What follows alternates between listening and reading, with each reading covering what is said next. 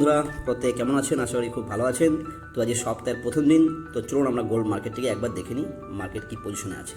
তো বন্ধুরা প্রথমে আমরা ওয়ান ডে টাইম ফ্রেমে দেখব। তো আমরা ওয়ান ডে টাইম ফ্রেম আমরা ওপেন করেছি। বন্ধুরা এখানে দেখুন মার্কেট কিন্তু বহুদিন ধরে একটি ডাউন ট্রেন্ডে চলছে, দেখতে পাচ্ছেন মার্কেট বহুদিন ধরে ডাউন ট্রেন্ডে চলছে এবং মার্কেট কিন্তু এই ট্রেল লাইনকে বহুদিন ধরে রেসপেক্ট করছিল এবং দেখতে পাচ্ছি ফার্স্ট টাইম মার্কেট ব্রেকআউট করেছে। তো বন্ধুরা এবং এবং নিচে দেখতে পাচ্ছেন আরে সাপোর্ট আছে, অর্থাৎ যে ডিসেন্ডিং ট্রায়াঙ্গেলটা তৈরি করেছে এটা দীর্ঘদিন ধরে কিন্তু মার্কেট রেসপেক্ট করছে। এবার আমরা একটু অন্যভাবে দেখি, এগুলোকে একটু ডিলিট করি। বন্ধুরা যদি আপনারা খুব ভালোভাবে খেয়াল করেন মার্কেট অনেক দিন ধরেই কী করছে, ওয়ান ডে টাইম ফ্রেমে যদি দেখেন যে মার্কেট কিন্তু একটি অ্যাকুমুলেশন জোন তৈরি করছে, অর্থাৎ মার্কেট কিন্তু এর মধ্যে কিন্তু মার্কেট কিন্তু মুভ করছে। ওকে, এবং আমরা দেখেছি প্রিভিয়াস দেখুন যখনই মার্কেট এরকম অ্যাকুমুলেশন জোন তৈরি করেছে মার্কেটের একটা বড় ফল হয়েছে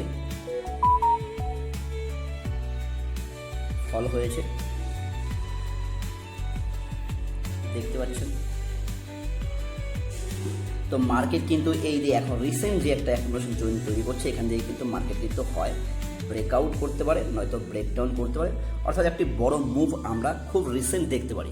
ওকে, এবার যদি আমরা আরও ভালো করে দেখি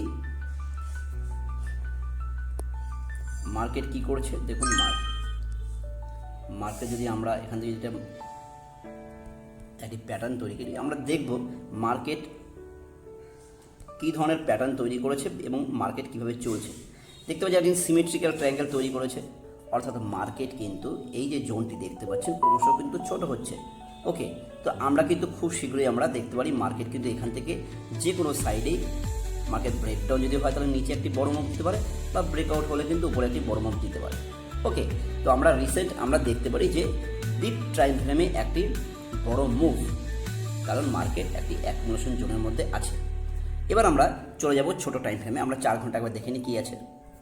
তাহলে 4 ঘন্টায় দেখতে পাচ্ছেন 4 ঘন্টায় কিন্তু মার্কেট কিন্তু যদি দেখেন মার্কেট কিন্তু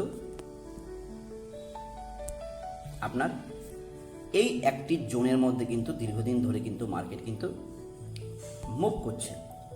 ওকে, এবার আমরা যদি রিসেন্ট আমরা হাই লোকে দেখি মার্কেট কি করেছে, মার্কেট দেখুন এই হলো আমার রিসেন্ট, যদি আমি এটিকে একটা সাপোর্ট হিসাবে ধরি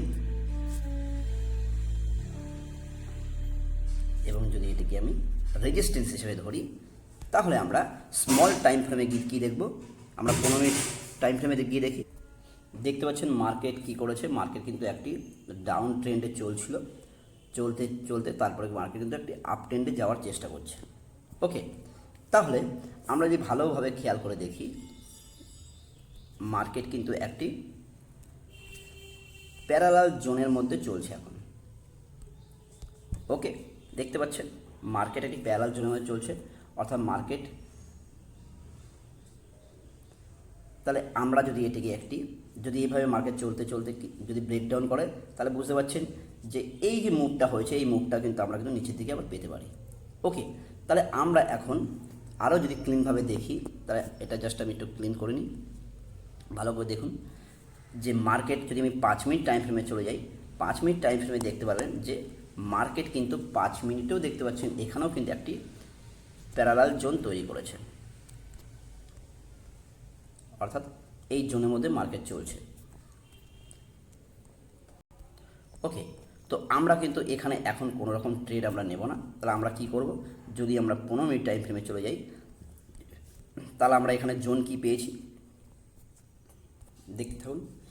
মার্কেট যদি এটাকে আমরা রেজিস্ট্যান্স ধরি তাহলে এটা সাপোর্ট, তাহলে মার্কেট এখন কি আছে, সাপোর্ট থেকে একটু উপরে আছে, রেজিস্ট্যান্স থেকে নিচে আছে।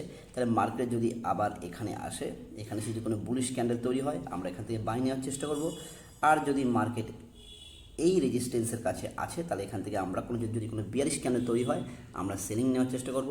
ওকে, আর এই যে দেখতে পাচ্ছেন 4 ঘন্টার যে রেজিস্ট্যান্স সাপোর্ট রিসেন্ট যে লো আর হাই হয়েছে যদি একে ব্রেকডাউন করে দেয় তাহলে সেম একই, যদি কোনো বিয়ারিশ ক্যান্ডেল তৈরি হয় আমরা পুল ব্যাকের জন্য ওয়েট করব, এবং যদি কোনো বিয়ারিশ ক্যান্ডেল তৈরি হয় তাহলে আমরা সেলিংয়ে ঢুকবো, সেলিং একটি বড় মুভ আমরা পেতে পারি।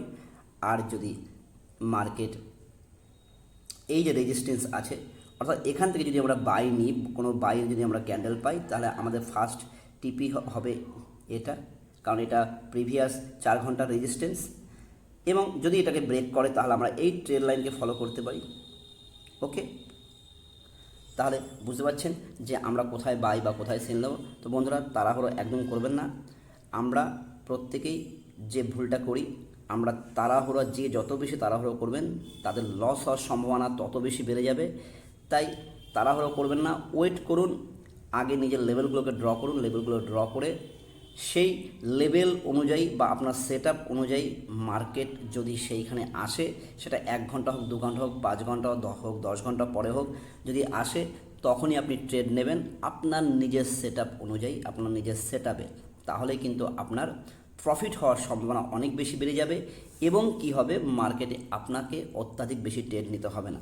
ওকে, আর যদি আপনি যদি রেড ক্যান্ডেল, গ্রিন ক্যান্ডেল দেখে যদি বারবার ট্রেড নেন, তাহলে কি হবে, একাধিক ট্রেড হবে এবং সেই ট্রেডে ভুল হওয়ার সম্ভাবনা অনেক বেশি বেড়ে যাবে। তাই বন্ধুরা, প্রত্যেকে প্রথমেই মার্কেট ওপেন করার পর লেভেল মার্কিং করে নেবেন, লেভেল মার্কিং করে সেই লেভেল অনুযায়ী ট্রেড করুন, তাহলে দেখবেন আপনাদের প্রফিটের সম্ভাবনা অনেক বেশি বেড়ে যাবে। তো বন্ধুরা, যদি ভিডিওটি ভালো লাগে লাইক করুন, কমেন্ট করে জানান কেমন লাগলো, আর ভিডিওটিকে অনেক অনেক করে শেয়ার করে দিন। থ্যাংক ইউ বন্ধুরা।